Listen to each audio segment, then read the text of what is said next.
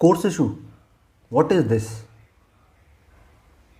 Course computer में तो सुना था कि 4 core CPU, 8 core CPU, but in website development what is course?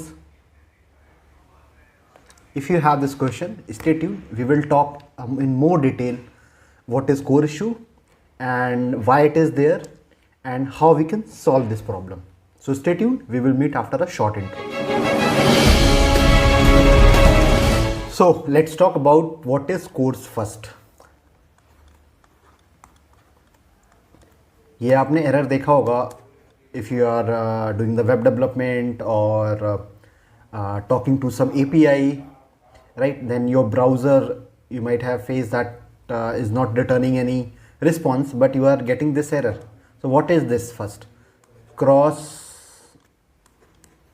origin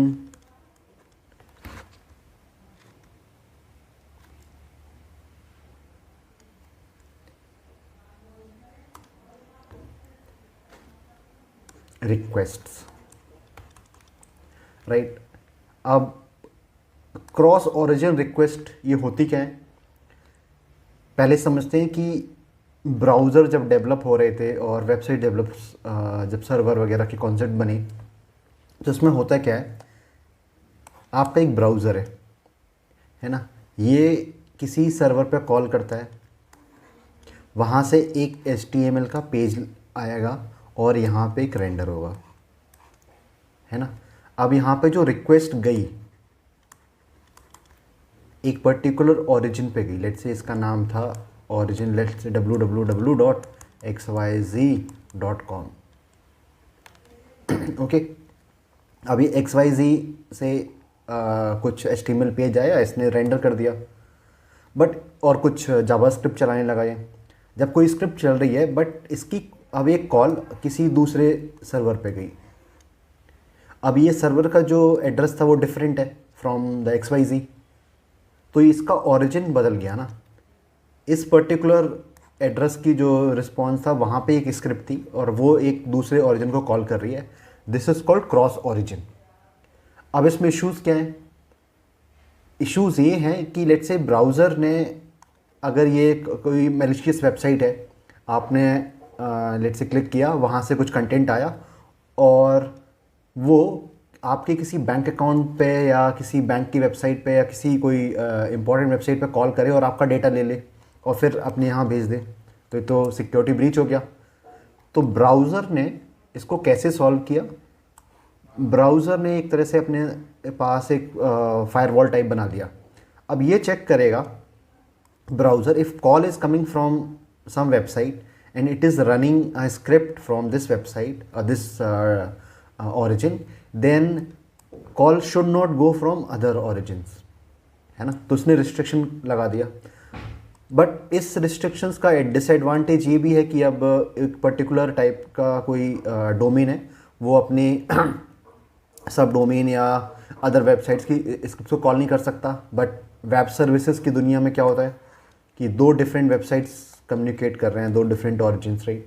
अब अगर इसको इनेबल करना है देन व्हाट टू डू, और सिंपल अगर समझें आप माइक्रो सर्विसेज का अगर आपने आर्किटेक्चर सुना हुआ है, तो इसमें डिफरेंट डिफरेंट वेबसाइट्स हो सकती हैं और हम API यूज़ कर सकते हैं, राइट, जो डिफरेंट सब डोमेन पे होस्टेड हैं, या जैसे हम गूगल की API यूज़ करते हैं या फेसबुक की API यूज़ करते हैं।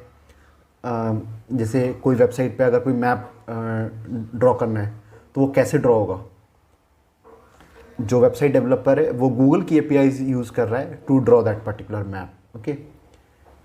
तो अगर ऐसे यूज़ केसेस को हमें इनेबल करना है देन व्हाट टू डू, वहाँ पे हमने एक मैकेनिज़्म डेवलप किया जिसमें क्या होगा कि जो ब्राउज़र है आपका, राइट, ये ब्राउज़र पहले एक प्री फ्लाइट रिक्वेस्ट करेगा। अब ये प्री फ्लाइट रिक्वेस्ट होती क्या है, इससे पहले हम इसको समझें, हमें दो चीज़ें और समझनी पड़ेंगी। एक होती है सेफ रिक्वेस्ट, एक अनसेफ रिक्वेस्ट। अब ये सेफ रिक्वेस्ट क्या होगी?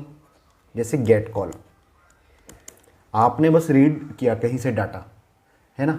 अनसेफ रिक्वेस्ट क्या हो गई? लेट्स से किसी पे आपने कोई नया डाटा ऐड किया, पोस्ट या अपडेट किया, पुट या डिलीट किया, है ना, तो ये अनसेफ रिक्वेस्ट हो गई।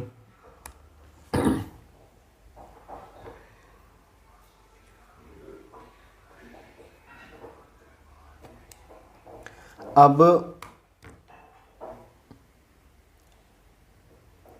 होगा क्या इस केस में? तो जब सेफ रिक्वेस्ट है तो सेफ रिक्वेस्ट के लिए कोई प्री फ्लाइट रिक्वेस्ट नहीं होगी, बट अनसेफ रिक्वेस्ट जब भी ब्राउज़र कॉल करेगा तो पहले जहाँ पे भी कॉल कर रहा है वहाँ पे एक ऑप्शन नाम से एक रिक्वेस्ट भेजेगा। अब ये ऑप्शन रिक्वेस्ट में जो वेबसाइट पे जहाँ पे मार रहा है, अब इसका जो पॉसिबल रिस्पॉन्स होना चाहिए वो क्या होना चाहिए, ये बताएगा कि अच्छा ये पर्टिकुलर ओरिजिन अलाउड है कि नहीं, है ना, कौन से ओरिजिन्स अलाउड हैं, या इसके साथ में ये डेटा दूसरा डेटा टाइप का डेटा ला सकता है, क्या हेडर्स होने चाहिए, है ना, या फिर इसके अलावा ये भी हो सकता है कि ये कौन कौन सी रिक्वेस्ट अलाउड है। So for example it can post to create a new content but delete is not allowed. Okay, तो इस टाइप के सिनेरियो भी हो सकते हैं। तो इस तरह की बेसिकली ऑप्शन जो रिक्वेस्ट है वो कर क्या रहा है, ऑप्शन रिक्वेस्ट एक सर्वर से ये इंफॉर्मेशन ला रहा है कि उसमें कौन कौन सी चीज़ें अलाउड है, कुकीज़ वगैरह भी हो सकती हैं, कुकीज़ अलाउड है या नहीं है। तो जो ब्राउज़र है now that will take care कि वही रिक्वेस्ट जाए, अदरवाइज फेल हो जाए। ओके, तो यहाँ पे ब्राउज़र बहुत सिक्योरिटी मैनेज करता है इन चीज़ों को, ताकि कोई मैलिशियस वेबसाइट्स आपके कंटेंट को हैक ना कर ले। ओके, तो जिसमें हमने इसलिए हमने बोला इसको कोर्स इशू, जिसमें एरर फेल हो सकती हैं। अब इसको सॉल्व कैसे करते हैं? सॉल्व करने के लिए ऑप्शन ये है कि जब ब्राउज़र आपकी जब ऑप्शन रिक्वेस्ट मांगे किसी पर्टिकुलर एपीआई पे, तो जो उसका जो रिस्पॉन्स है वो उसमें एक पर्टिकुलर टाइप का हेडर हो।